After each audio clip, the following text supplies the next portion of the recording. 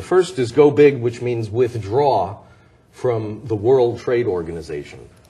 And after withdrawing from the World Trade Organization, then there are about 5 or 6 different tariffs that I would care to impose against Chinese exports. And that means a tyranny tariff, one tariff that is simply because, you are not a part of the free world.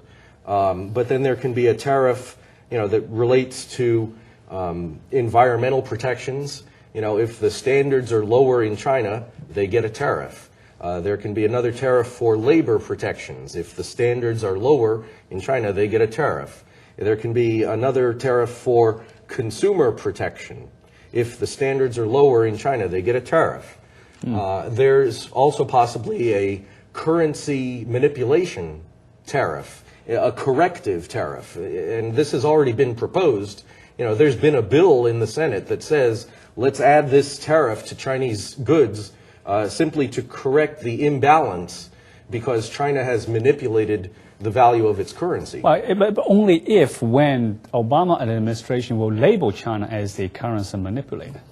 Isn't that right? Well, I hope that they will be labeled as such. The simple fact is that the manipulation of the currency is economic dirty pool. It tilts the playing field. And I believe that any U.S. president ought to care to have a level playing field for the business concerns here vis-a-vis the business concerns in China. And so to level the playing field, the currency corrective tariff is important, but so too is that labor tariff, which I spoke about, simply because the employment of slave labor is another means of tilting the playing field.